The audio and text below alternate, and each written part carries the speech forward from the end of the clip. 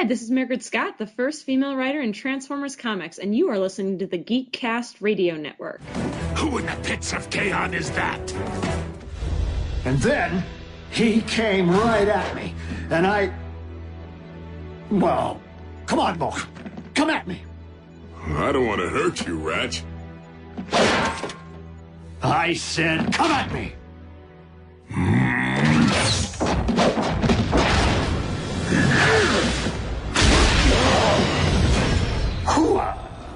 What was that? You have competition, Bulk. I'm a bit stronger than I used to be. Also a bit faster. Think you can take me, Muscle Car? Wimp. How's it humming? Did he just? Stronger, faster, studlier. Dude, what are you waiting for? Go with! Scrap. You know, I've always thought that children were surprisingly unprofessional. Just in general. Well, that would make Ender a 33-year-old child. I don't know what the hell he's talking about. Oh, will my torment never end?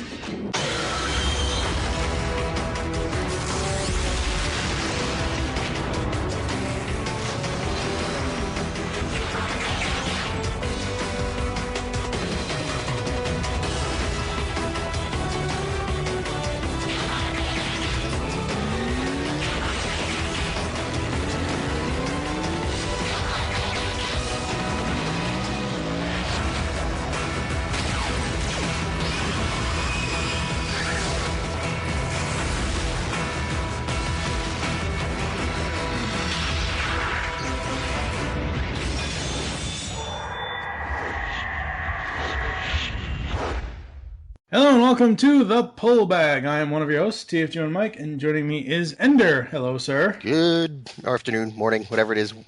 Wherever you're listening, you have a good one of those. Yes, exactly. And we are here to do yet another Pull Bag interview. The first one I did was with Kyle Higgins, writer of Nightwing over there at DC Comics. And now we have... Oh, boy. We have the first paid female Transformers comics writer, Mairghread Scott, with us. Hello, Mairghread. How are you? Hi, guys. I'm doing good. A wise man once said that what every artist truly wants in their heart of hearts is to be paid. Yes, that's true. That's true. And for those of you that don't know, Mairghread is one of the writers on Transformers Prime Beast Hunters, the new ongoing series from IDW. Based on the Prime universe and the Dinobots and Shockwave and Dead Insecticons. Oh boy, there's a wanted poster with your picture on it, isn't there? Only in an Insecticon hive somewhere.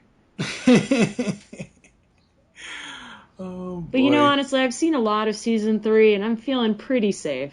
Yeah, we won't ask if there's anything you can tell us, because I automatically know the answer is no. Anyway, but we are here to primarily talk about the comic. Outside of what you're doing with the Prime cartoon and the Prime comic, are there any other upcoming projects you have in the future going on that you can reveal? Oh, gosh. It's so unfortunate that you asked that right now, but I'm hoping to have some announcements at Comic-Con that I'll be able to reveal more. But there is more stuff in the works that I'm very, very excited about. So, awesome. Okay, sorry. I had a technical problem there, in case anyone noticed. You are a technical I am a technical problem. You know, you hire the guy to be loud, and then he doesn't say anything. So, yeah, kidlet doom. Anyway, so before I embarrass myself for the next half an hour, I would like the official tutorial on how to say your first name properly. oh, sure. It's no problem. It's Mairghread. Mairghread. See, you were wrong, Mike. Mairghread, right? Mairghread? Is that it? Am I saying it right? Mairghread. Mairghread. Yeah, you got it. Okay. Yeah, It's an interesting name. Is there a particular like history or story behind it, or your parents just like the sound of it?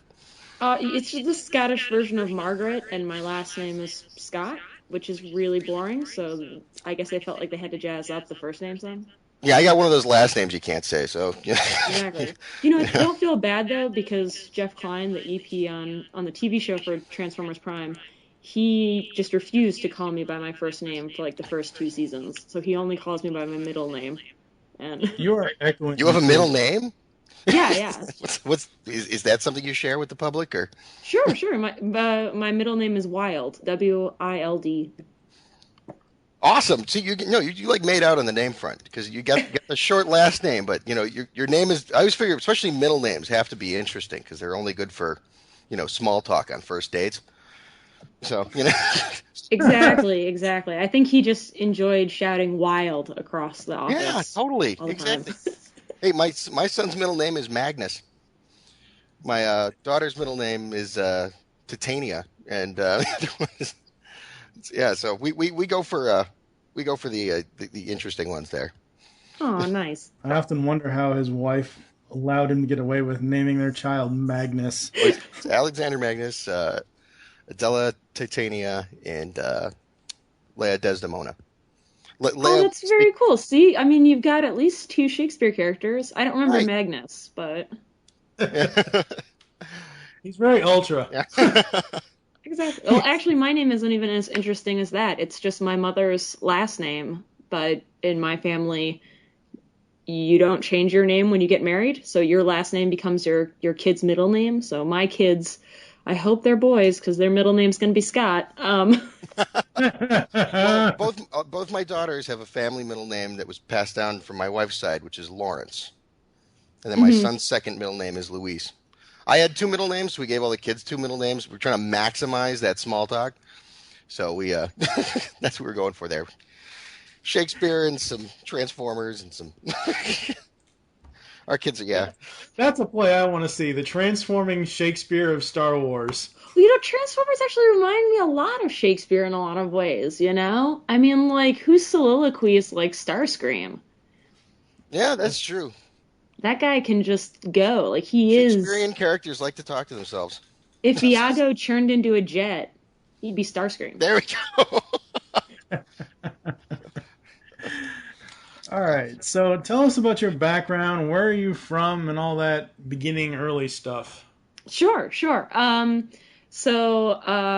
guess where I'm from, I'm originally grew up right outside of Detroit, and I went to school for dramatic writing, and I ended up having a lot of really good teachers there who taught animation writing, including Charlie Rubin and Joe Kelly from Man of Action, and it really got me excited to write animation. So I moved out to Los Angeles, threw everything in the back of a 2000 Saturn, and drove out here, got a couple production jobs, was able to come on Transformers Prime, pitch my first story. I was like, hey, you guys, I've got this really amazing idea for a Transformers episode. And they were like, no, that's not a good idea. And I was like, well, I have this other really amazing idea for a Transformers episode. And they're like, no, we don't really like that. And I was like, well, what if I hook Ratchet on steroids? And they were like, oh, good, I like that.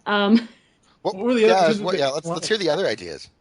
Yeah. I don't even remember. I'm sure they were like, Come on, you remember. yeah, I'm sure they were overly complicated, like the Transformers, something with space and time or something like that. That's the one thing when you graduate with a writing degree is your first stories are always like way overly complex, you know? Like Back to the Future 2, except the DeLorean transformed. Right? Exactly. And then, you throw in like, oh, this has got a real Hemingway feel.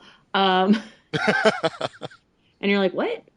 But no, then I started writing on the television side, and I read a lot of, I like to say, shows that solve problems with bloodless violence, and then I moved into comics. Energon is kind of like blood, but yeah, but not if you're BS&P, so that's what counts. Right. As long as it makes a clang sound when they hit each other, it's all fair. clang? Did you clang? Yeah, right. So, what kind of shows did you watch when you were a kid? Like, what media were you interested in? Did you watch Transformers? Did you watch where were you into? Well, it's actually really funny because I grew up with Batman the Animated Series and the X-Men, 90s X-Men, and Beast Wars, and it's funny, as a kid, I actually never read comic books because I just sort of wandered into a comic book store and tried to get into 90s X-Men. And I was like, issue 397, I don't even know what's going on. That's exactly the same way I felt until the new 52 reset almost everything. Exactly. So I kept watching all of, all the wonderful comic book characters on television, but then I didn't actually start reading comics till like the end of high school and into college. So it's been kind of really a lovely thing to experience, all these different characters sort of in their original medium as I grow up. It's a nice way of sort of looking back to your childhood without actually having to watch the shows you watched as a child. I really love Sailor Moon. She touches my heart, but I watched the old episodes again and it's like, I forgot the hairdryer monster fight. That seemed a lot more deep when I was 7. Wow. Oh boy. What made you want to become a writer? Was there something when you were younger? Was it because you read books and were like, oh, I'd like to do this someday? What's the story behind becoming a writer? Well, I came from this is gonna sound awful. I came from a super writery literary family. My mother was she's a small town journalist, and she's a professional grammarian. And so we were always telling stories and writing stories and stuff in the household. But my biggest problem was that, at least compared to her, I have terrible grammar. So I started doing sort of dramatic writing, like movies and plays, because I could always use the excuse, well, that's how people talk. That sounds so familiar. And then I love animation because I would just get so bored writing. The few times I've tried to write sort of the standard cop procedural or something like that, it's like, oh gosh, now we're going to stand around in a room and talk about all the interesting things that happened in some other room. I was like, someone turn into a jet. And so I went to animation. Wow. So our research indicates that despite being a comic book and television writer, that you are in fact not a dude. What's up with that? Exactly. Much to the surprise of many people. You would not believe how many things I've shown up to where my little placard says Mr. Scott. Wow. But no, I'm not a dude at all. It was very tempting to become a dude.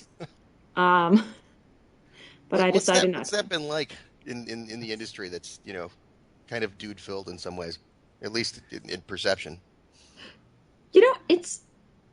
It's a really weird thing to have sort of been a fan girl and then a fan professional, especially in sort of the early 2000s and like up till today. Because I remember when I first started reading comics, it was still a thing where I would go into a comic book store and literally a good percentage of the store would follow me from aisle to aisle. As So basically, it's like that episode of The Big Bang Theory when they finally take Penny to the comic book store, and half the guys in the comic book store just pass out. Oh my god, a girl! Yeah, no, literally, I had that, and I've been to comic book stores where it was basically you had to sort of, you remember that scene in Monty Python Holy Grail, Answer Me These Questions 3? Yeah. It was like you had to answer 3 Green Lantern Silver Age trivia questions before you could buy your comics. I'd have had trouble with that. I know.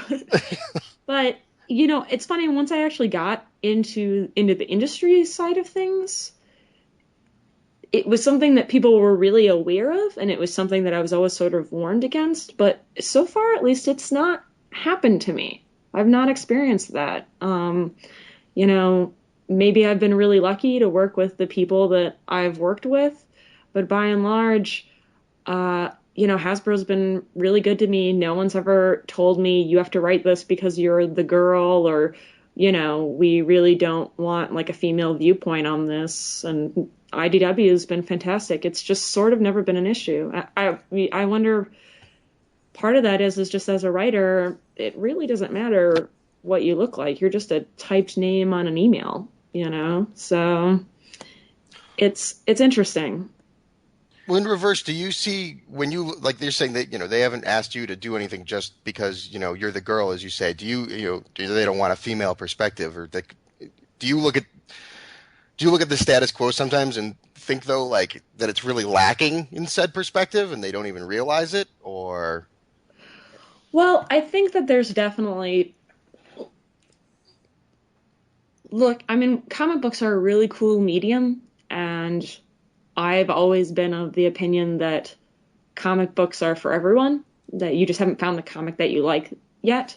Mm-hmm. And because of that, I really think that comic books should sort of be as diverse as the world that they live in. And clearly they're not. They're not fully there yet. We've gotten a lot better. But yeah, it's one of those things where you just have to take it sort of one story at a time and one character at a time, and you write, a good enough story for a character. And who thought 20 years ago that Spider-Woman would be the cornerstone of a giant Marvel event, or that Squirrel Girl would be a huge fan favorite, or that Captain Marvel the Third would sell so many t-shirts? But they do. So you just sort of have to, over time, make that the new normal. Excellent. Let's talk about some Transformers Prime stuff. How did the show, like, did Hasbro put a call out? Did the hub put a call out saying, hey, we're looking for writers? Or how did you get to be a writer on the show itself? Oh yeah, well, basically it was that when I had a day job on the show, which is the script coordinator, or no, the writer's assistant. That's my title on Prime. They're two different things in live action, but they're basically the same thing in animation. And the job was to be in the room every day, taking notes and researching all the continuity. It would be a thing where it's like, Mairghread, we need 3 Transformers that look like sharks, or that look like jets, or who would be a Transformer who, is super into math or something like that. And it's like, oh, okay, I'll go do that research. And you just start, it's a natural progression to becoming a professional writer. It's just sort of a job that, is the first step for most professional writers, because eventually at some point they turn to you and say, well, do you have any ideas for stories? And you pitch out your ideas until one hits. See, I'm interested in your role there as the writer's assistant. You said that's your title, correct? Yes, that is my... So, I mean, it sounds to me like in that capacity, you actually had some hand in a great deal of the show, not just the episodes you wrote. Yeah, well, I got to see... It's sort of been really lucky for me to do so much writing on a show that I also worked production on, because I can, as a freelance writer, they give you, however much material they have. You have, a week to write your outline. You have 2 weeks to write your first draft. You have a week to write your second draft. And then maybe you'll be invited to the record. That's it. The script, here's your check. Goodbye. And a year later, you'll see it on TV. But working in production, I was really able to see the scripts at every single stage and all the changes that went through. And so it really was essentially a great place to start. It put me on a really firm ground with the show, because I knew exactly what had happened before and I knew what was gonna happen afterwards. So it helped me really position some really cool stories. Yeah, so I mean and would you say that you feel like was it solely learning experience, or were you really kind of, do you think there's your imprint is probably a bit of everywhere? It sounds more likely to me. Well, I don't want to take more credit. I do think that I've been really fortunate. I've been really fortunate in the sense that Dwayne, who is the head writer on the show, has always taken sort of a best idea wins approach. And so there are, lots of ideas that I throw out there, but that everyone sort of throws out there. And I know I had sort of special side projects. I definitely took Miko very close to my heart and really fought to sort of develop her as much as possible. Well, that's But good. but those aren't things that would have gotten through just on my effort alone. Everything on Prime is really a team effort, and I'm really happy that I was part of that team. Awesome. Well, it's funny you bring up Miko because that was actually the next thing I was going to ask you about. At the inception of the show, there was a lot of fan derision about her, maybe being ignoric or manic or annoying, but she changed a lot over the series, but never so much as when you were writing her. In the course of episodes you wrote, Miko, let's see, go down the list, kills Hardshell, is declared a wrecker, and by chain of command is literally beating up Decepticons. So tell us about Miko and your relationship with her. Like tell us how you approached that, because you seem to have a real effect on that part of the show. Yeah, well, I think in some ways I really identified with Miko on a personal level. Not just because I was also the youngest woman in the room,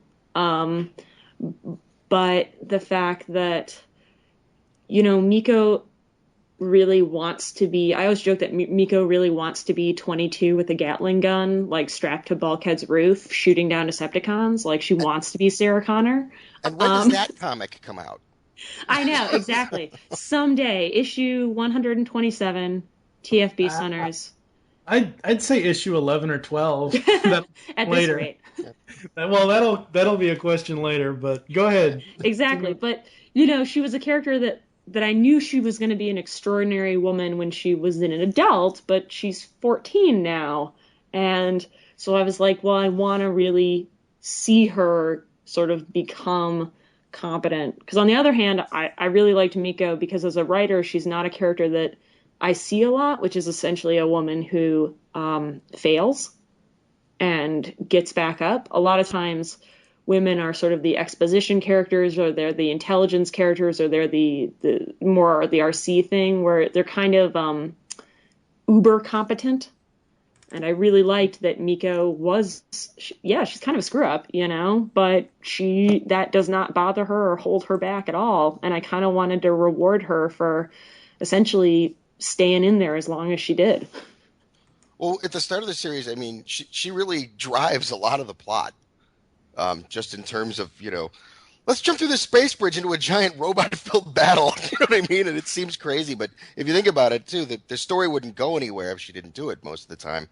But it was really nice to see her evolve in the way that you did it, especially to such a level, because, I think for my daughters, seeing her there, seeing a little, it's not just a female character, it's a little girl, and she's welcome in that world. And it was really gratifying to see her not only be welcome in that world, but respected in it. And that way, I feel like that, it makes it inclusive for my daughters as well, which a lot of shows don't manage. So thank you for that. I have to say really quickly, when I watched Chain of Command, and spoilers for anyone who hasn't seen it yet, it's been out for about 2 or 3 weeks now. When I watched Chain of Command, I nearly fell out of my chair.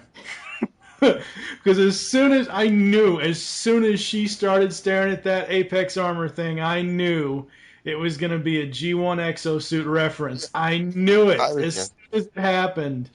You fell out of your chair. I was on the edge of my freaking seat because I was writing Chain of Command, I think a little bit after Hurt came out, and I thought Hurt was like it's one of my favorite episodes I've ever written, if not my favorite episode. And I thought fans are going to love this. And the boards hated it. Really? They were so mad at me for, it was basically like, I hate Miko even more for taking up this valuable screen time. And so I was writing Chain of Command, and I'm like, all right, I'm going to give this one last shot. Like, you will like Miko. No, but I swear it was like, as I was watching Chain of Command, I literally saw, even though it's not that character or that situation, in my brain, Transformers the movie was playing, and it's Daniel, come on, transform! I swear, as soon as I saw it, I was like, oh yeah, exosuit, so awesome. And I'm sorry, no offense to a lot of the more competent people on the boards. Some of those people on the boards are just crazy, because a lot of Transformers fans in general don't like humans. And I have said from day one, Jack, Miko, and Raph are the three best humans in Transformers cartoon history.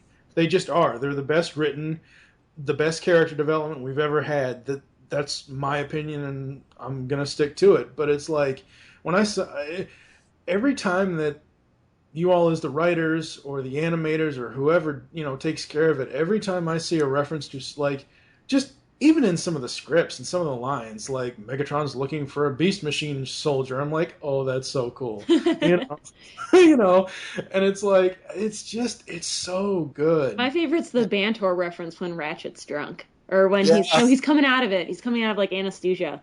And yeah, I remember. It's all Mandrill before I put a tiger in his tank. Yeah, exactly. I have a Bantor. It is absolutely fine for me, people who don't want humans in the Transformers mythos. That's just, it's like how everyone has the Batman that they grew up with, and either your Batman is, the Adam West Batman, or your Batman is the Frank Miller Batman, and those are not the same Batman.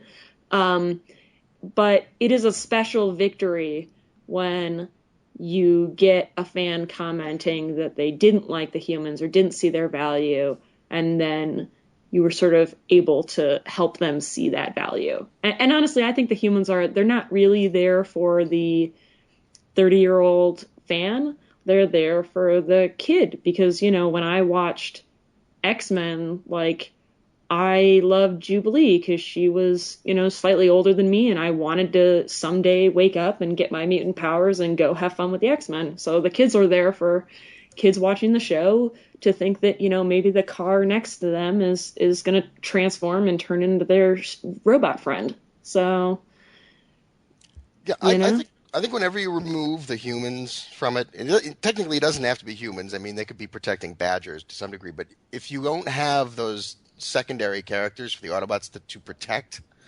it robs the Autobots of a lot of purpose and agency, and you kind of wonder what they're all shooting at each other over. Well, I think it's more that it definitely, I think the good thing I like about humans as a writer is that they just are able to lighten the tone a lot. It's always hard to lighten the tone of essentially a million years long civil war that annihilated a planet. Yeah, that's again to Miko's testament in the very first episode of the show. Dude, what are you waiting for? Go with scrap. Right. Exactly. She has and I really see that as the appropriate response. If you see a car, I'm going to get in trouble from like the S&P, but small children, if a car transforms into a robot and invites you on an adventure across the galaxy, the answer is yes.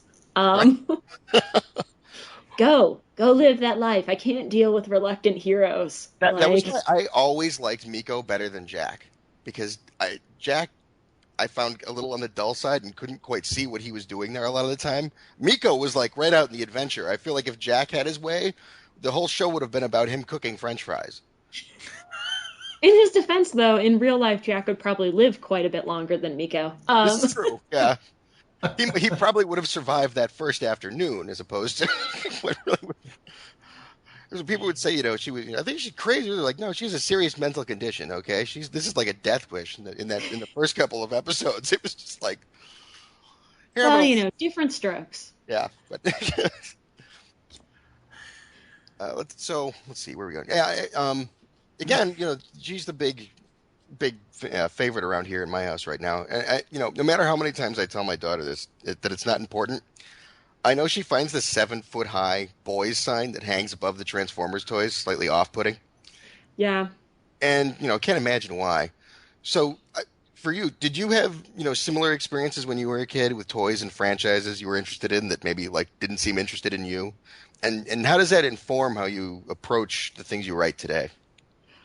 I mean, yeah, I guess I did. I remember because when I was little, the things that you would pretend to be was X-Men and Power Rangers. And there was always a fight whenever you played Power Rangers over who had to be the pink Power Ranger. Because all the girls wanted to be the yellow Power Ranger. She was the good one. She did stuff. Pink Power Ranger just sort of flew around, I don't know, being pink. And that was like very upsetting to me that like I was not going to be the pink Power Ranger. See, I have the opposite opinion. Oh, so you were a Pink Power Ranger fan? Trini Fly? Trini didn't do anything. She sat back with Billy tinkering. That's all she ever did. Well, you and my, third grade self can go dig that out. Yeah, but no, it was, and I remember especially it was a really big deal when Jean Grey became Phoenix.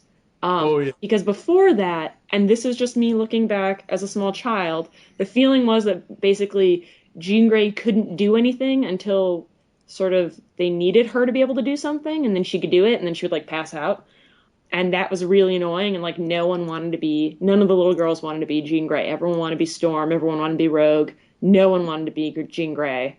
And I was always made to be Jean Grey. And I remember the day that Jean Grey became Phoenix, and then it's like, now I own you. And there was much revenge reaped on the playground that day. Was there always some little boy who was playing Cyclops who would chase you around and yell, Jean! Over and over again? I don't remember that, but I do remember there was always the kid that was like Wolverine, and he was like, well, nothing you do can hurt me. Or like Magneto, whoever was Magneto was always a tool. And was just like, well, I levitate everyone with the iron in your blood. Like... Wolverine's not a tool. Wolverine's just a emo old man stalker. That's what he is. Magneto's a tool. That kid was probably me. Yeah. And the Green Power Ranger, whoever wanted to be the Green Power Ranger was always like, it's the me show, which I'm sure is what people thought of when I was Phoenix, but Green Power Ranger was always like, it's me time now. That's pretty much gone on for the last 20 years. I mean... Green, white, red, and black. He's been all the colors. He's the most He's not the most powerful, most popular Power Ranger in the last 20 years of the history of the American version. Well, don't tell my husband, because my husband's name is Jason, which was the name of the Red Power Ranger that we grew up with, and he's still upset when the Green Power Ranger showed up. Like, he's still mad about it. His real name, the actor's real name is Jason. So there you go. Good old Jason David Frank. Oh, boy. I've seen like 2 episodes of Power Rangers, so you kind of lose me there. But yeah, Ender's an 80s kid. He checked out in the 90s. I think I just missed it. Like, I was excited when the ads came on for Power Rangers because I thought it looked cool, and I watched like 2 episodes and was like, I don't know about that. That was it. I mean, I haven't watched it since I was a child, so honestly, we probably know about the same amount. That's probably healthy. Well, I guess that makes me the sad person in this group since I've watched almost every single episode of all the series. Well, I didn't want to be the one to say it, but... Yeah, you jerk. So. Notice how quiet Mairghread's being. Yes, exactly. This is my version of tact. This is my version of tact. So BotCon was this past weekend, and IDW revealed that the Beast Hunters comic will be in 2-issue story arcs. So I love that. I think that's great. It's almost like it's a weekly television show that you have to keep coming back for. I think that's an amazing way to approach a comic.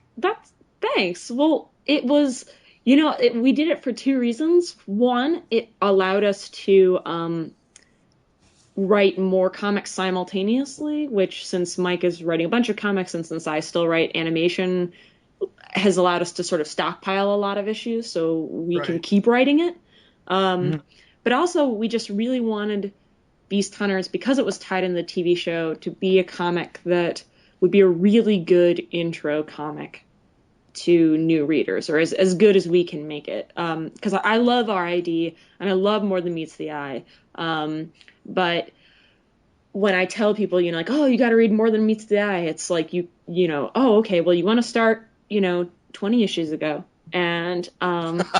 And it's perfect because it's such a great story. There's so much laid out in it, and it's so complex and wonderful. But we really wanted something where the sort of motto we were going with is all you have to know is that they are robots that turn into things. Everything else we will explain. Yes, and that's pretty much one line. One Twitter message from Ender basically made me go back and get the 3 volumes for More Than Meets the Eye. He said something about, I will never be able to see Shockwave in the same way again. I had to go back and I had to get all the volumes, blah, blah, blah. All right, so also revealed is that the comic will link up with the cartoon around issue 6 or 7. Can you reveal anything without spoiling everything? The comic will link up with the cartoon around issue 6 and 7. Come on! Okay, so this was really... The challenge that we had was that Hasbro both loved Rage of the Dinobots and Hasbro loved Transformers Prime, the TV show, and they wanted both in a comic. And obviously, at least up to this point, there are no Dinobots in Transformers Prime, the TV show. And also, if you've watched season 3, there's not really a lot of gaps where you're like, oh, and they also did this. The Autobots pretty much don't also do anything in season 3. It is a shot from right out of the gate. And so we decided, well, let's take the Dinobots and let's say it's basically set at the same time as season 3, but it's set on Cybertron instead of on Earth. And so we're really trying to build up the Dinobots as a team and as characters so that when they meet up with the Prime characters, who we assume our readers already know and love, they're not just going to feel tacked on. It's really going to be 2 teams colliding and sort of having equal weight. So it's definitely going to be when the shows do come together, it's going to be a very sort of brave new world for our characters. Yeah, because the way I thought of it really quickly was that I thought that because the show is ending and we don't know what the next new iteration will be, the best way to keep it continuing is to have the Earthbound characters go into the comic. That would make more sense to me because of the fact that, as you just said, the Dinobot stuff takes place on Cybertron. We've only seen a portion of Cybertron in the show. That's a huge friggin' planet. Where they found Shockwave lying half dead, could be one section, and the Dinobots are over, in Asia or something. I don't know. Exactly. Well, not to spoil the first few issues, but the Dinobots are, 3 miles underground. So yes. Yeah, see, that's the thing. They're not even on the planet's surface, so it makes sense to bring the show characters into the comic once, sadly, the show goes away. All right, now we're going to hear from one of Ender's kidlets. Yep. I was watching Chain of Command earlier today, and my daughter was watching with me, and we discussed this coming interview, and she would like to ask you a few questions. Hello. Hi. Hi, my name's Leia. Hi, Leia. I'm Mairghread. Can I ask you some questions? Sure. Okay. How does Miko fit into the Eggpex armor? I never found that out. That was so confusing. Okay, so Miko, she jumps on the Apex armor and it sort of makes itself around her. But it sort of changes how tall it is based on whoever is in it. So remember when Starscream was in it and when he was fighting Optimus and he was like as big as Optimus? And so when Miko gets in it, she's just a little shorter than Starscream. So it just becomes whatever size, the person that's in it is. It just makes them bigger. What makes Miko so, courageous? I think Miko is like every little kid out there and knows that there is actually a lot more to be had out of life than grown-ups think. Everything that I regret about my life is something I didn't do, not something I did do. And I think Miko, like a lot of little kids, is ready to get out there and go after the world and not think that the world is going to be a big, scary place. Okay, so here's the last question. Where did RC learn her ninja skills? Well, RC learned her ninja skills during the war because she was, there were a lot of Autobots fighting. And she was a soldier too, and she fought a lot of people. And then as the Autobots lost and they got lost, she was Optimus's right hand for a really long time. And so, Optimus is a really good fighter, and so RC is a really good fighter. Miko and RC are my favorite characters in Transformers Prime. Thank you for making them so kick-ass. Thank you for liking them. They're my favorite too. Thank you. Bye. Bye. And that was Leia Ender. Yeah. I'm always so much more nervous talking to kids than I am to adults. I'm like, oh, don't screw this up. No, seriously, every time I try and talk to a little kid and it's like, oh, hey, little kid, you're playing with a Transformers toy. Do you like Transformers? Yeah. I write that show. What? Hey, look, I can stand on my head. And it's like, wow, you're not impressed at all. Or you'll be like, do you like Transformers Prime? Nope. And they walk away. Well, I told her I was interviewing a writer of the show, and she's like, okay. And I was like, she wrote the one where Miko got in the armor and kicked Starscream's ass. She was like, oh, really? Like, that woke her up. So. Exactly. Kids are brutally honest, man. Yeah, so I was lucky in that way that, we were interviewing somebody who wrote her favorite episodes because, if you hadn't, I don't know, if you'd wrote I don't know. I don't want to cite any other episode, but that isn't as great. But that could have gone sour. But so, she's wanted to express her appreciation and ask you and interview you like Daddy, No, that's great. That's great because, that's why we write the shows. So there's a whole nother generation of kids who will like Transformers as much as we do.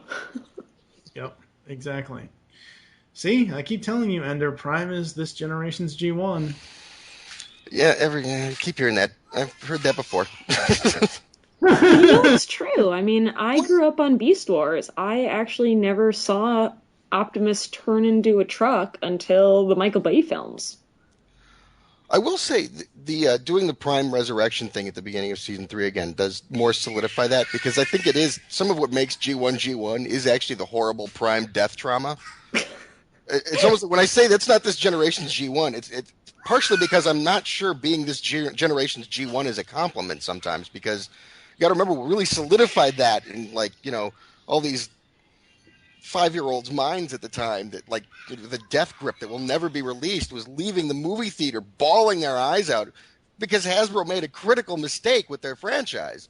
You are the first person in the history of my writing to say that my writing is not traumatic enough.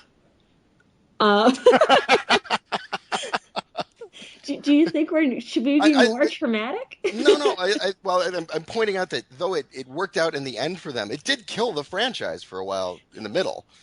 It was only. But you remember it. Yeah, well, they once in therapy in the '90s, they could bring it whenever it was. They could bring it back when everybody was remembering their horrible doom. But you don't want it to be that traumatic. My suggestion is not that yours isn't traumatic enough. Believe me, but what was more watching traumatic? Bulkhead walk off down that hallway, all gimpy, was. I was like, oh my God, this is a kid's show. You should have seen it when I screened Stronger Faster for my friends. I was like, hey everyone, it's my first TV show episode. And I screened it for them and they were like, oh my God, is this a kid's show? Right, yeah. And I was like, they're like, you tortured someone. And I was like, I'm not the first episode to do that in our series. I'm not falling on that sword. Not my fault. Well, and also the drug use, I suppose, was a little thematic. But that's true. But I mean, he realizes it's bad in the end. Like, it's a very special episode of Transformers Prime. I have never seen Ratchet. Okay, we saw in G1 that Megatron and the Decepticons got drunk on Energon in one of those, is it season 2 episodes? I think it's Micro. Yeah, and we see that, but I don't think I've ever seen a Transformer like Ratchet on drugs. It was so cool. I love that episode. And I think it's the first episode we actually see his alt mode in action. It is one of his first action-packed episodes. We were looking, because I remember I wrote it specifically because we wanted an episode that featured each of the characters, and we were like, well, what's the episode that's going to feature Ratchet? But, it's funny. I know we can be accused of getting a little dark, but I actually think that that's one of the things I'm kind of proudest of in the show is that I would much prefer that if you're going to have characters talk about being in a war, that you teach kids that being in a war is not necessarily a happy, fun thing.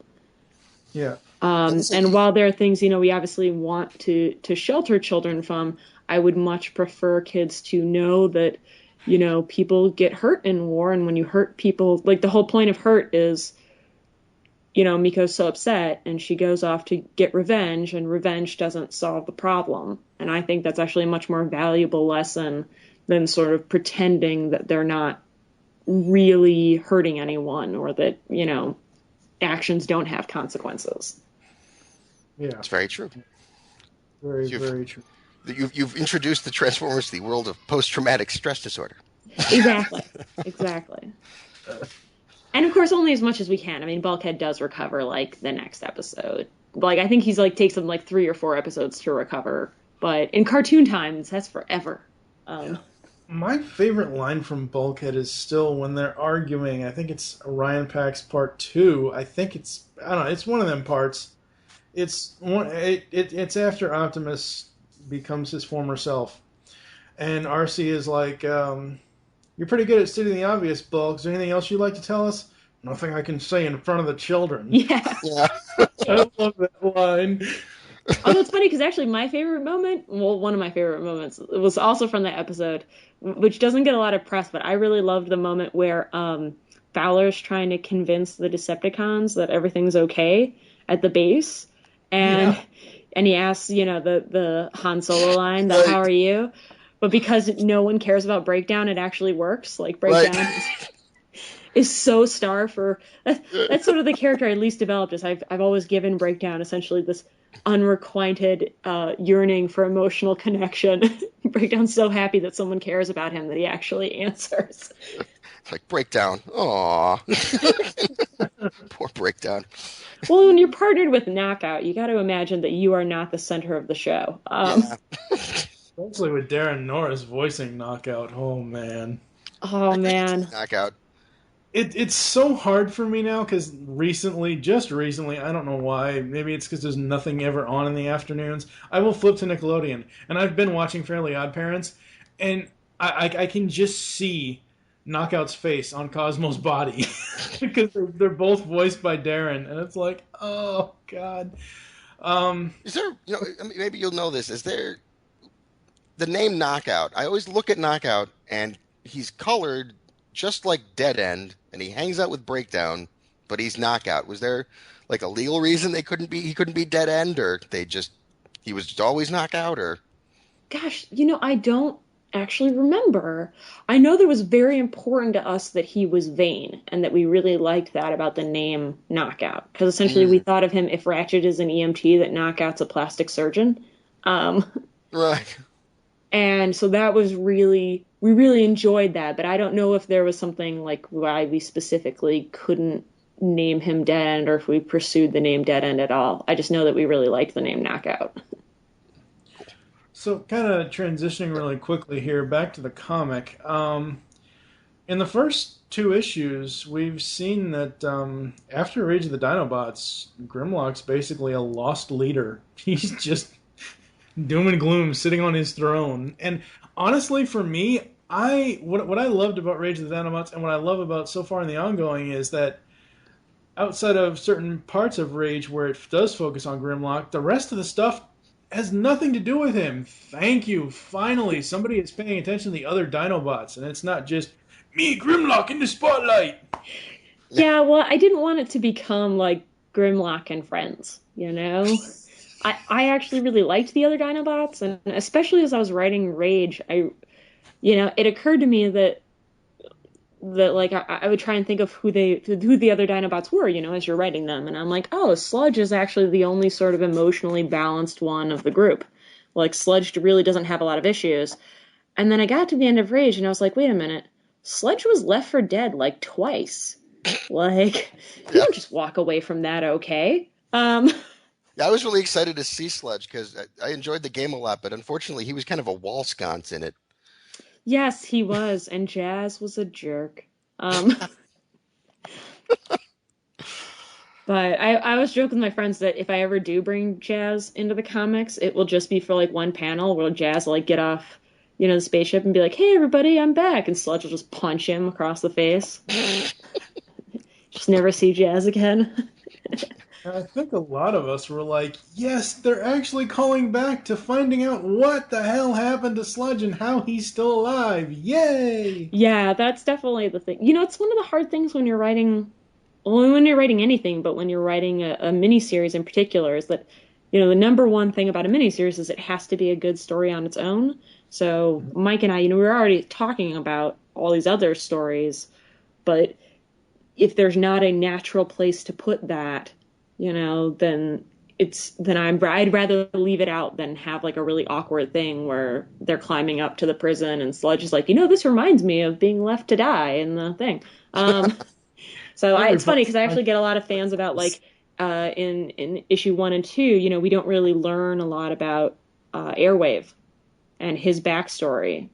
And part of that was because the fact that there was just no good place for Airwave to tell his backstory, but it's not that he doesn't have one. Right. I thought it played, but no, it played very well. Did he transform into an Earth jet on purpose? His jet ended up being a little more Earth-shaped than he transformed into a jet. Leave it alone. Yeah. Okay. Because I know a lot of people have been, how is he going to transform into an Earth jet when he's never been to Earth that we know of? That's true. Yeah. That's a fair critique. Well, yeah. It's that kind of thing happens. I feel like to some degree. It's just that's Transformers hazard. I don't know. It's like when Swerve was too tall and More Than Meets the Eye a few issues back. You're not a Minibot anymore. Exactly. But Airwave is actually a really good example of the kind of writing that I like to do, because if you know anything about Airwave, you're like, oh my god, it's Airwave. What's a Decepticon doing in the middle of this base, But if you don't know anything about Airwave, you're fine too. It just adds an extra layer if you know something about Airwave. Yeah. So I really want to be able to include more of that kind of thing to sort of suggest a bigger world. And yes, Airwave was a Decepticon. He did not become an Autobot. He clearly, by the end of issue 2, I think everyone would agree that he did not have a kind of change of heart and become a good person. He just sort of realized that a Decepticon is not going to live as long with a bunch of Autobot prisoners as a fellow Autobot is. Yeah. Oh, but no, I'm just loving the direction of like, I cannot wait. I've heard several podcasts, and I know this.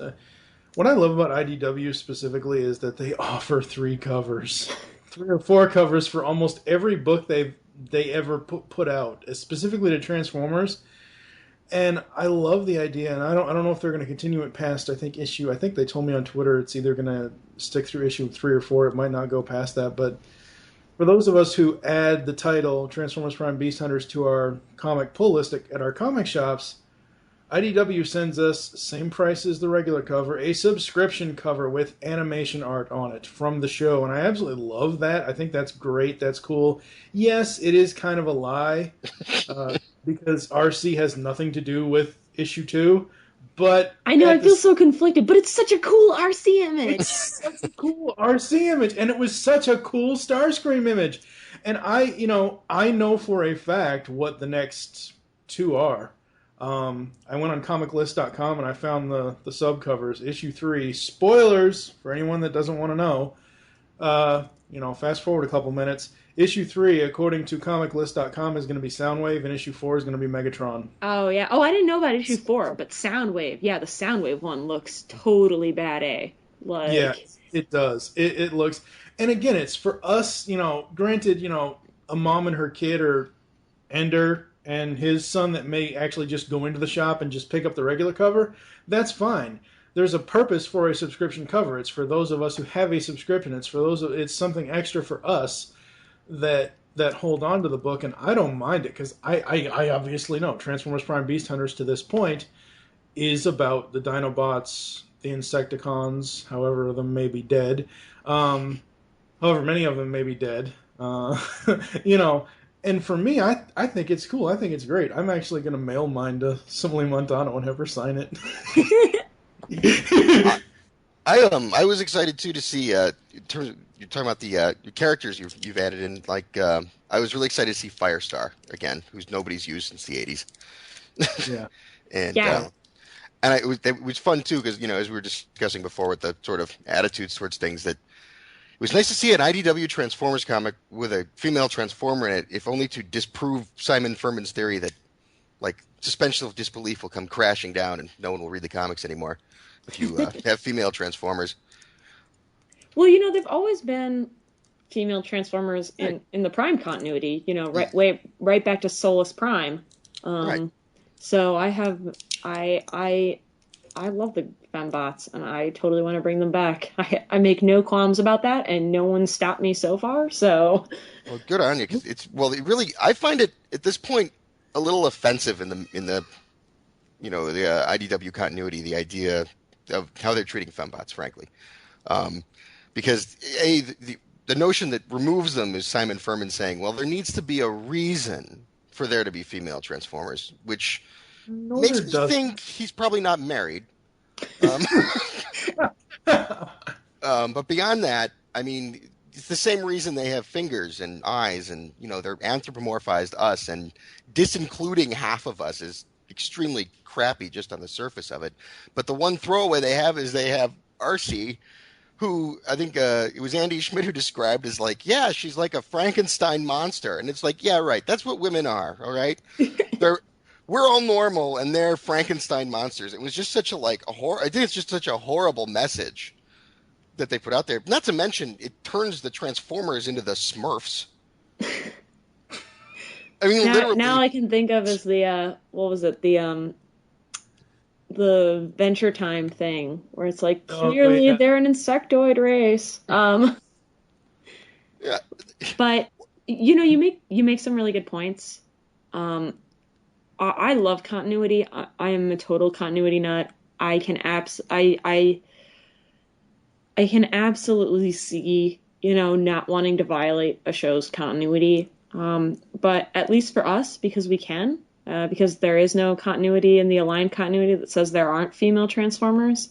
I see no reason not to put them in. I think it costs us almost nothing, and it gives us a lot more. It makes us accessible to, the human readership that we actually have. Well, I think especially because, the great thing about writing Transformers is that they really don't have gender in a lot of the ways that we think of gender, and so it really makes the female characters that are in Transformers just a lot more appealing for readers and writers as characters, because you can't just be someone's girlfriend or someone's love interest, because there are no girlfriends, and there are love interests, but no one has a mom, no one has a little sister.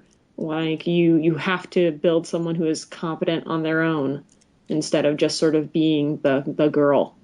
And that's what I really like about that, especially too because we're able to have female characters who don't focus on their gender. For example, no one ever brings up Miko's gender. I think the only person that brings up gender in even a tangential way is a line Arachnid says about the Decepticons being a boys' club. But but honestly, I think she's not really referring to that they don't like her because she's female. They just don't like her because she's a bounty hunter and she clearly isn't, following lockstep with Megatron. Right. So it's just really nice to have female characters that they're just accepted, and that's they're part of the team like everyone else. They don't have to run around talking about how they're female characters all the time. Well, I think it only creates more accessibility, for the audience. I always say, nobody gives a crap about what giant robots from outer space would be like. What everyone wants to read about is what we would be like if we were giant robots from outer space. So the more like they are, the more interesting they are in some ways.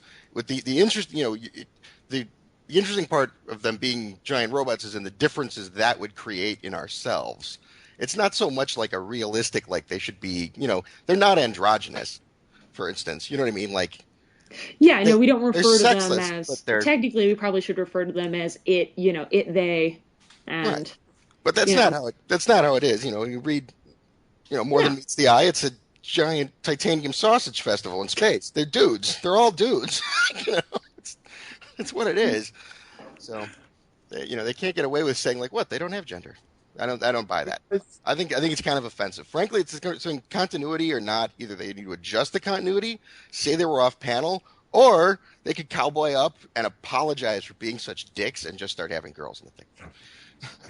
Speaking of which, are we gonna see any like Chromia or Moonracer or Alita 1 or anything in the are we gonna see any more female Autobots? Oh my gosh, that would seem like such a natural thing, wouldn't it? Well, we've already got Firestar, and because we have Firestar, we now have to bring in Ironhide. There's actually no plans for Ironhide. Thank you very much. Not right now. I try and avoid characters that are actually in the other comic lines, just because there are so many wonderful Transformers to play with. Right. But no, I will keep adding female characters and until someone makes me stop. And I make no apologies for that. It's obviously still the Dinobots, and when the Prime cast joins up, it's the Prime cast. They're the main characters, but you can't tell because we didn't draw them with giant mechanical boobs, but when Grimlock talks to the people that confront him, half of those people are women. Half? That's outrageous. Like, why would you make half of them girls? That just doesn't make any sense. Because it doesn't matter, and we don't bring it up. It's funny. Where are you getting this number from? I know. I heard someone say that technically the female population of the aligned continuity would likely be 13% because Solus Prime is one of the 13. So I think some dorks just confuse the population ratio of their life to Cybertrons. Yeah, but we 13% of the people they know are girls. Yeah, so. It's funny. I will keep adding. I don't see any problem with it, and no one else, my editor, doesn't see any problem with it, so we keep going. It's actually, the funniest thing is that the only line we had in issue 1 of the miniseries that referenced Serket's gender, we cut out because we realized we just didn't need it, and we didn't notice that we never referenced her gender, and then people were like, oh, is that a girl? Is that a guy? Like, and we were like, crud. Like, we cut out the only line of dialogue that actually makes Serket a she in the first issue. But it was kind of neat because it wasn't a big deal. It was just like someone walked up and referred to her as ma'am, and I was like, we don't need that bubble. And it just, well, never occurred to me. That's good. I mean, I think it's not the defining characteristic of that character. You didn't need to know it in the first issue. It wasn't presented as part of the, it's just who she was. Exactly, yeah. The important things about Serket are that she's fanatical to Shockwave, that she views the Dinobots as sort of the wayward children or wayward siblings of the Forged, and that she turns into a giant dragon. Like, those are the most relevant points of her character. Yeah, the pronoun is not exactly the point. Yes. No, not at all. Are we, for me personally, outside of Grimlock, Snarl and Swoop are my two favorite Dinobots. Now, we've already seen in the first two issues a story with Snarl. Are we going to see more in depth as the series goes on? Are we going to have a Swoop-centric storyline or anything like that? Oh, yeah. I don't think this is going to spoil anything. You probably already get the sense. But basically, when Mike and I started, we wanted to start off sort of pairing off the characters a little bit. So issue 1 and 2 are Snarl and Sludge, and then issue 3 and 4 is going to be a very Grimlock and Swoop heavy story, and then issue 5 and 6 are sort of all of them, but Slug really has the sort of core emotional story.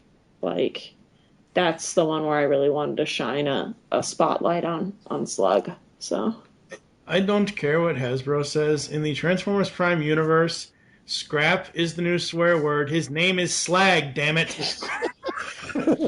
No, I'm with you. It's so cool. It's a mythological term, but you can't sell toys that are a swear word in a bunch of countries. So I can't fault them for it.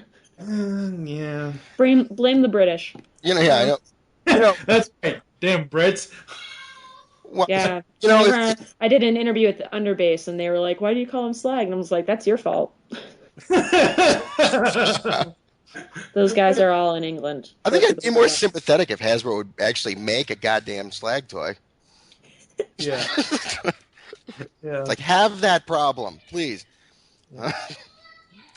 And there have been plenty of, I remember in the old G1 days, there are plenty of G1 toys that never made it to the UK. So if you make a Slag SDCC exclusive, sell it just here in the States. Yeah, but see, if they put out the Dinobots as a wide release, wouldn't you want the Triceratops to be there? Wouldn't you be sad if they couldn't do that because his name was a swear word in some countries? If you could only get him as an SDCC exclusive? I'm of the opinion, and I know this might sound really off the wall here, but oh dear, whatever happens in the USA is what happens in the USA. To hell with other countries. I'm sorry, I don't care. If it's on sale here in the US, that's all that matters to me. I mean... This is not a shared problem. I'm backing away from that statement. That statement does not represent my feelings nor the feelings of Hasbro or IDW. Can I get in on that disclaimer? Yes.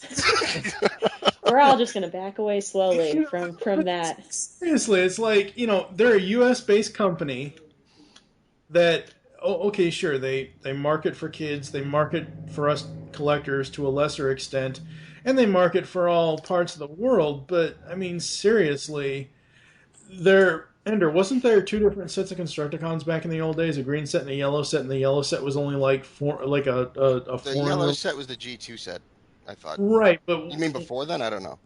Wasn't there at some point a overseas exclusive set of Transformers? Well, it might have been the Diaclone ones or something. I'm not sure. Okay. I'm not that versed in that. My point here is Hasbro could make an SDCC exclusive set of the Dinobots for just us, and then make a less expensive mass-produced ones that his name is different. Dude, it'll be okay. I'll call him Slag with you. And there are plenty of people, and I can X that out for you if you ever have me sign something. So I'll just X out. I'll just go through with change it. A pen, change it for you. But no, I actually like anything that brings us to a wider audience, like global audience. And it's not like, the Transformers land in Nevada. Like, it's not like there isn't enough American-centric things in American media. And I love American media, but I mean, like, look at G.I. Joe, even the ninja's a white guy. So I think Transformers, as much as we can, gives a very particular nod to the States. Yeah, can you imagine that, writing these things and having it totally bent towards your gaze like nobody else exists? Who would do that? Oh. So. Yeah, it's... Maybe we'll do the Red Sun of Transformers and the Ark can crash in China or something, and it'll all be Chinese-based. Hey, so we received some incriminating pictures of you. Oh gosh, which ones? You were leading some kind of insurgent rally at BotCon. Would you care to elaborate? Oh yes. Oh good. I thought it was going to be the bullfight pictures. I've heard of those, but I haven't seen them. And never shall you. But no, I did. It's funny because I had this one thing that I've been seeing a lot of is the idea. I've been seeing a lot of protests online that there should be more female Transformer toys. And I've been seeing a lot of comments from other people saying, well, why? Because there aren't a lot of women who like Transformers, and this is sort of an argument that's been happening over the internet. And between boys. Between people on both sides. And I thought, one thing that I do hear a lot, even from women, is that Transformers is a guy's brand and girls don't like Transformers and girls don't read Transformers, so they feel like they can't be included. Like essentially we're actively excluding them. And so I thought that since we're at BotCon, I kept looking around and being like, there's so many women here. There's so many women here that and the myth of Transformers is that women don't like Transformers, and so we sort of got it. I told my husband, I was like, wouldn't it be cool to get a picture with all the female fans? But of course, I don't want to do it. It'll disrupt everyone's day. No one will want to do it, And he's like, no, you have to do it. And so he marches up with me to the PA system, and I'm just gonna say like, hey, it'd be nice to have like a group picture or something. But by the end, it was sort of like a game of telephone, and by the end, it was like the announcement comes on that like the staff of Transformers Prime requests that all female fans report to the Hasbro booth for an official Hasbro photograph, and which Hasbro was very polite about because it's actually just me. I thought it would be a cool idea. But yeah, we had like 50 women show up, and they were so happy to be acknowledged and to be there. And I think, if you're if you're a trans sister and people say that you don't exist, and you want there to be more product for you, go take a picture of yourself holding the toys that you buy. Go take a picture of yourself holding the t-shirts that you own. Like, the only way to sort of convince people that women are here is to show them that we're here. And so we had that great photo, and we let, BotCon know that there are lots of ladies who love Transformers and that we would like to be represented too. And I think that everyone I heard afterwards had a great time, thought it was a great idea. So we march onward. Yes, that is so true. All right, so would you like to inform the fans of where they can interact with you online? Yes, you can absolutely interact with me online. You can ask me anything. I might not answer, but I will answer everything I'm allowed to, and 3 things that I'm not allowed to. But you can find me on Twitter at Mairghread Scott, MAIRGHREAD, 2 T's in Scott. And you can find me on Tumblr at mscottwrites, WRITES writes. And I also do a Q&A thread on TFW 2005, TF World 2005. So you can reach out to me. I'm out there. Any questions, comments, complaints, no story ideas, please. The lawyers will kill me. But but if you always have, if you want to start that online petition to bring back Cosmos, let me know. I've got a list. I have 2 lists, though. People I like and the Transformers that they like, and people I don't like and the Transformers they like. So just be aware. That's diabolical. Wow. If you think about it, you could probably have Cosmos just, orbiting Cybertron as the Dinobots are 6 feet underground. Well, they just made a toy of him. I don't know. Yeah, that's true. Exactly. One step closer. Take your picture with that toy. That'll be your vote for Cosmos coming back. We'd like to thank Mrs. Scott for taking time to chat with us on this interview inside the pull bag. We'll ask you to hold the line, and we'll be back after this.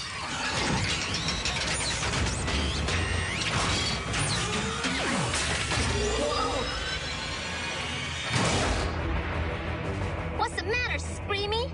Can't pick on someone your own size?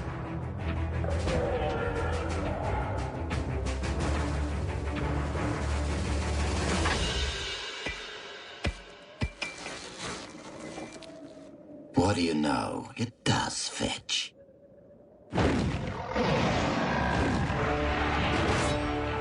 Scrap!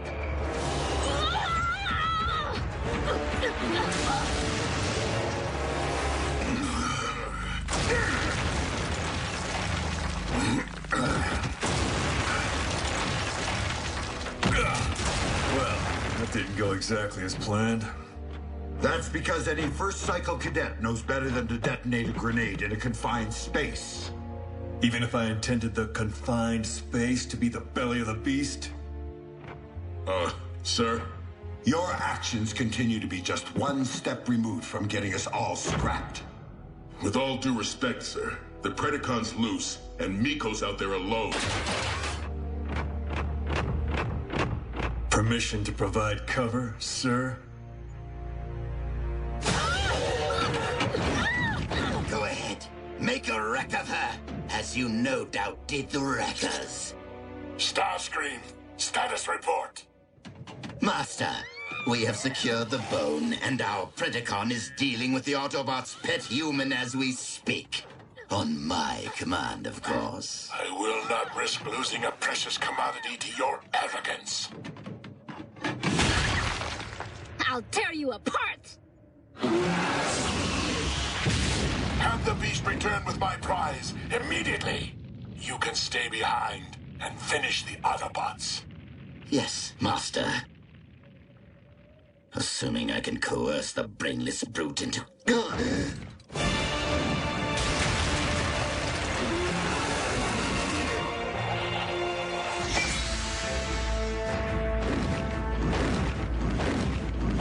What? You never obey my commands? You heard our master. We must locate the Autobots as soon as I retrieve what belongs to me.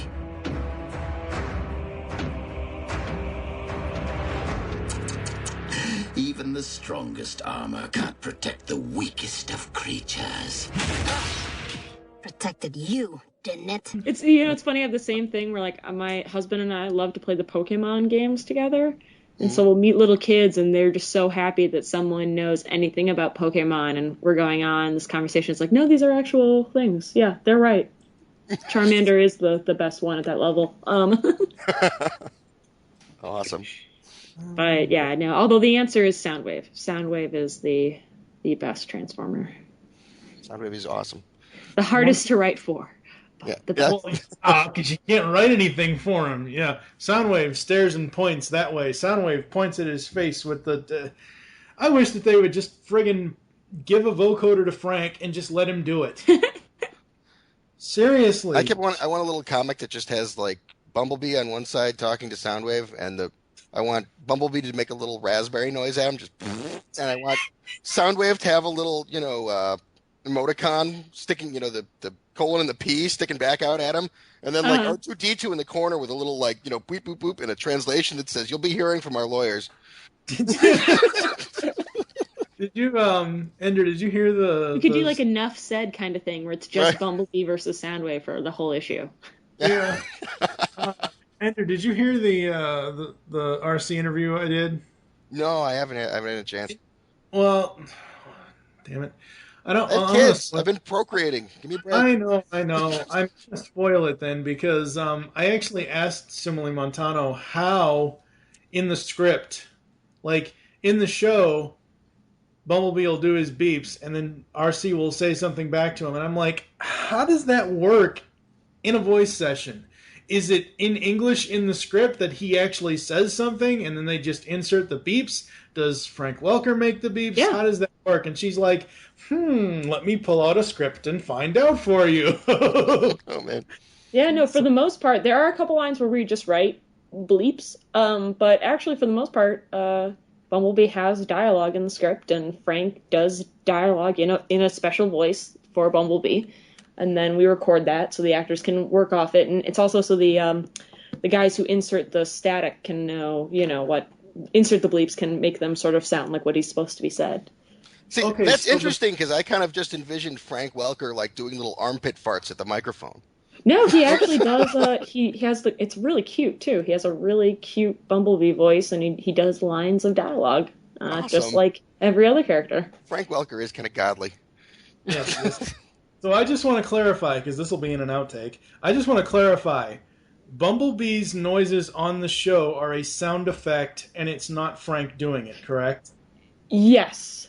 That's why he's not... Yeah, no. What happens is that Frank voices... he voices words. Right, but when they put the final product together... That is not Frank's voice. That is purely sound effect. Frank's just being a good sport and doing that part. Well, I mean, he is compensated for that. He's part. compensated for the... Oh, cool. But I thought maybe he was just like, I'll say that. but just like the Insecticons, Bumblebee is sound effects. So actually, most of the Insecticon noises or most of Predaking's noises when he's, I think all of Predaking's noises when he's in dragon form are just sound effects, and that like weird like high pitched whinny scream the Insecticons have also sound effects.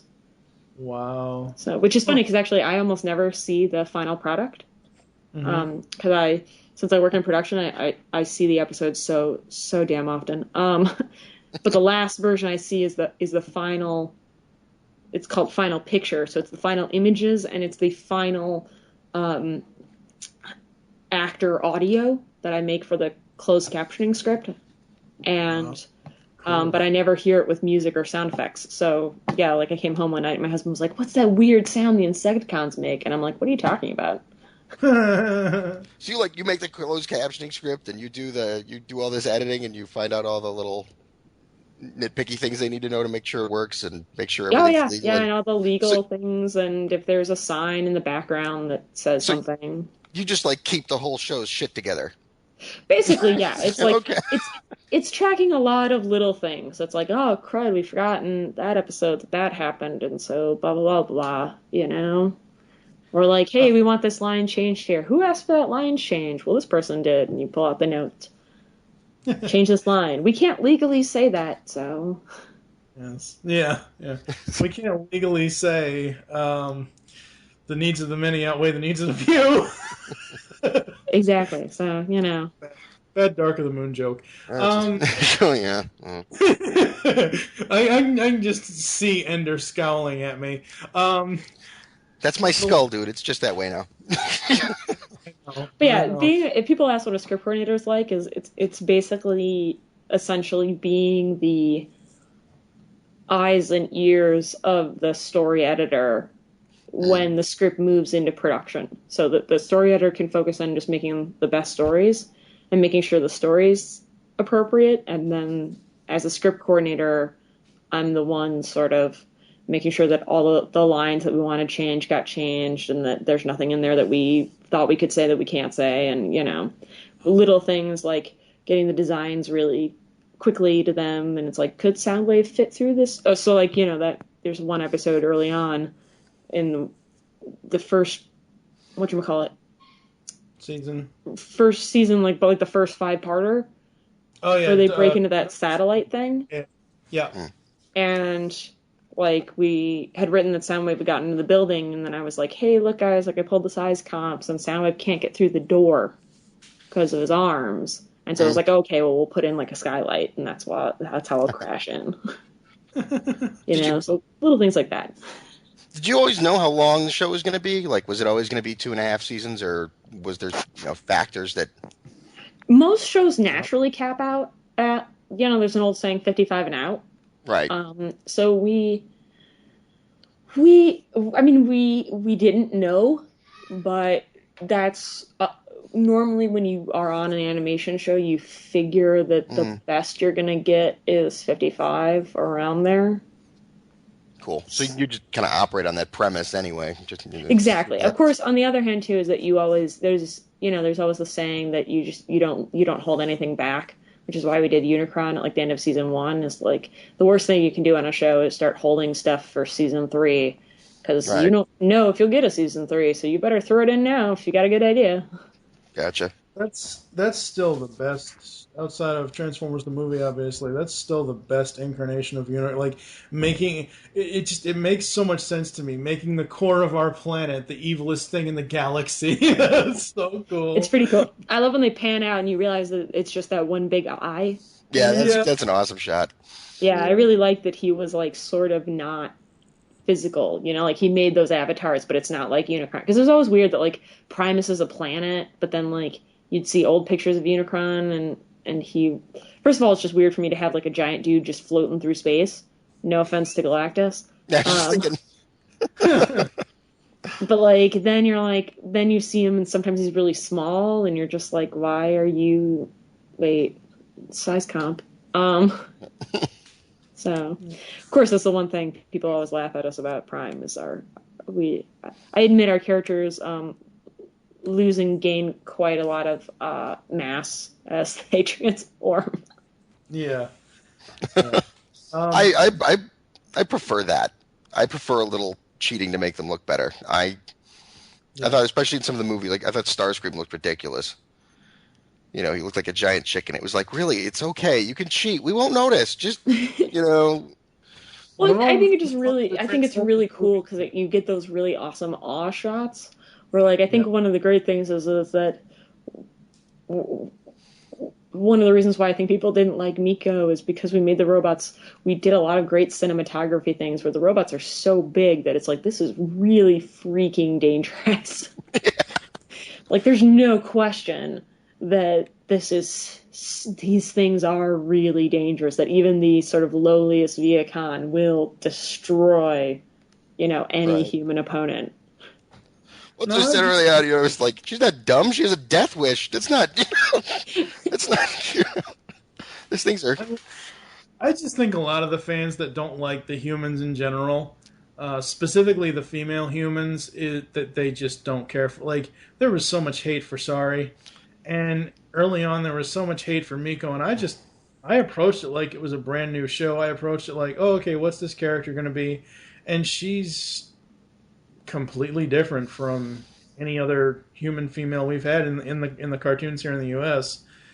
And I just enjoy it, and I think what makes it more enjoyable is the fact that the three of them are partnered up with three of the robots, and you have to create relationships that way. Yeah, no, I really always liked that too. But the great thing about Prime is there's something for everyone. So if you don't like the humans, then watch Thirst. Go hang out with the Naughty Cons. Yeah, that ending, holy crap! I think Miko and like Sari are my favorite humans in the Transformers fiction at this point. Yeah, that's true. She's not any worse than Spike was in G1. Spike was much more annoying and was rarely written very convincingly. So I feel and really what Miko and Sari really do best versus those other characters, they're actually integrated well into the story. Yeah. They are there for a reason. And, Spike frequently was just, background color or, someone to yell when something happened.